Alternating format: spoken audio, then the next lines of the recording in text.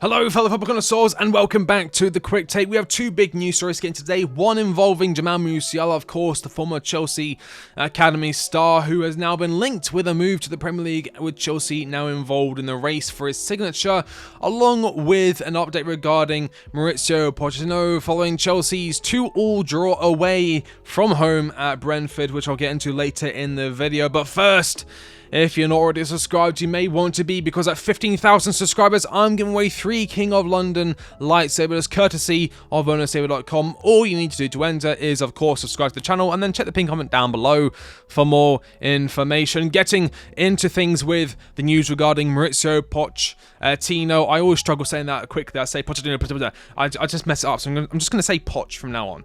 It's coming in from Max London's first, of course. This is just CFC Pice on his second account. There are significant doubts inside Chelsea that the club will reach a European spot. Of course, Chelsea did have a massive chance to get European football. It was Conference League, so nothing too exciting, but we did have a big chance against Liverpool, and some may say we bottled it. We weren't winning at any point during the game. We could have obviously gone up 1 or 2-0 during the game. We had some really good chances, but so did they. But we did lose the game in extra time to some really poor marking in terms of defending against Van Dijk, but that's a topic gone and dusted. Game's done. Figures at the club are worried that Chelsea will end up like last season and get to a point where nothing is to play for. Of course, last season it was horrendous.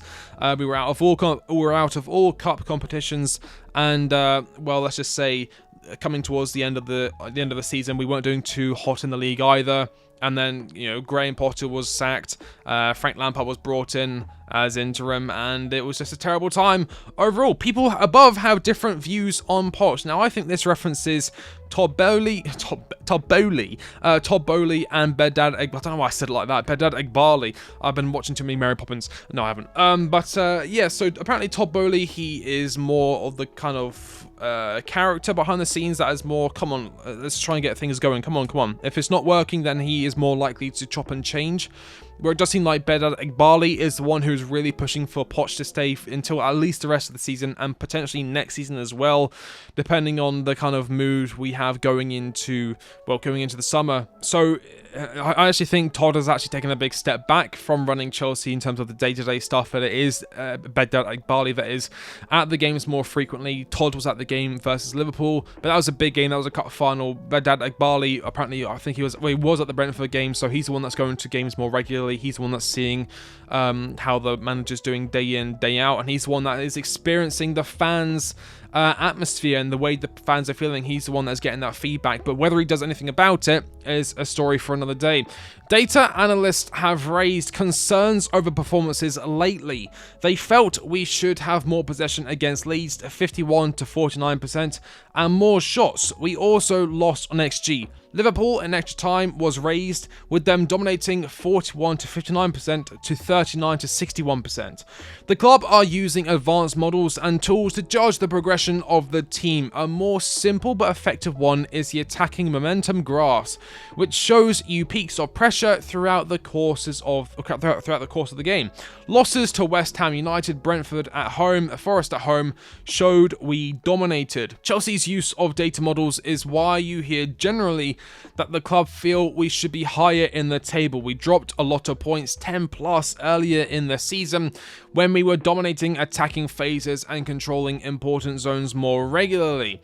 As I always said, Egbali has the final say on pretty much everything, especially the manager. Winstanley and Stewart could change things if both recommend a change. They both recommended an eventual change to Potter, and it was approved. Now, this is where I'm concerned, because it was Winstanley and Stewart who spent a number of months interviewing managers, going through different leagues, finding the perfect fit for this Chelsea side going forward.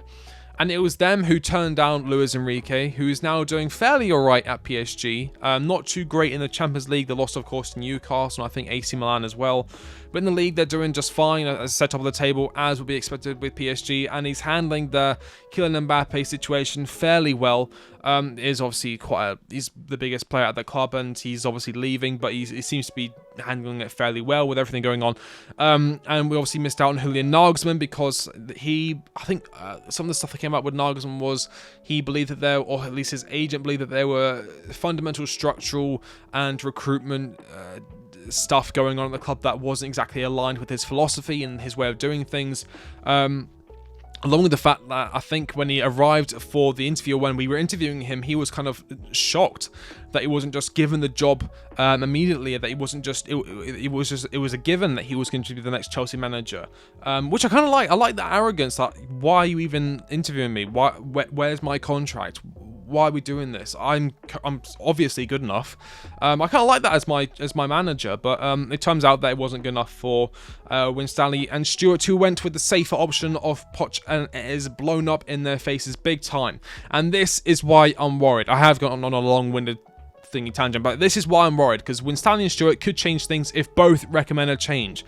That would mean that Winstanley and Stewart would have to admit to wasting the time and wasting their season after months of deliberation, after months of interviewing different candidates just to get it completely wrong. So, for things to change, Winstanley and Stewart just had to put their necks on the line and admit a massive failure on their part. And I just don't see that happening. I think they're spineless cowards, and I think they have driven this club into the ground just as much as Poch has done this season. Along with the players. The players haven't turned up at all. I've been fairly disappointed with a number of them. I think Gusto can hold his head up high. I think Petrovic can hold his head up high. Palmer can hold his head up high. I've not been super impressed by Colwill. Reece James has let me down with his injury, but injuries are injuries. You can't really control that. You can do stuff to try and minimize it, but he's had his surgery. He should have had it done in the summer, but it's been and done now. And Nkunku should have been more active, but he got injured in pre-season. Lavia has had, a 10-minute cameo, and he's been out for the rest of the season as well. Just disappointing. Things just haven't worked out on all levels, but it wasn't helped at all with the appointment of Poch when we, as I said, we had Enrique and we had Nagelsmann basically lined up for the job perfectly. So big worries going forward for Chelsea. Again, for anything to happen, Winstanley and Stewart will have to admit their wrongs. And this is one of the big reasons as to why I'm so opposed by having two directors of football. There's a famous phrase, what is it? Too many chefs in the kitchen ruin the soup, something along those lines. And I think that is perfectly summarized by what is going on at Chelsea right now. There's too many chefs in the kitchen trying to dictate what they want to do and what they want to happen, that things are just getting convoluted, and it's just nothing's really lining up correctly because there's so many different visions trying to control different parts of the club. Very frustrating. Very frustrating. We move on to the final news story of the day. Jamal Musiala has rejected a new deal at Bayern Munich, which is around about £150,000 a week, as he targets a summer move to the Premier League, with Manchester City and Liverpool leading the race for the 20-year-old. That is coming in from the Daily Star. And then we have this. Jamal Musiala has rejected a new deal at Bayern Munich and is keen on a summer move to the Premier League, with Liverpool, Manchester City, and now Chelsea vying for his signature. Chelsea are expected to enter the race come the summer transfer window.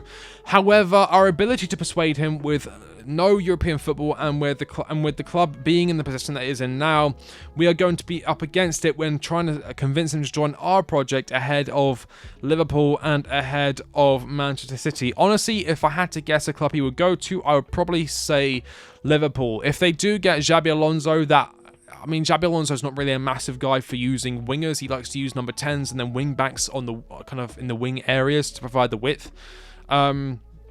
In that sense, I would actually imagine that they would go for...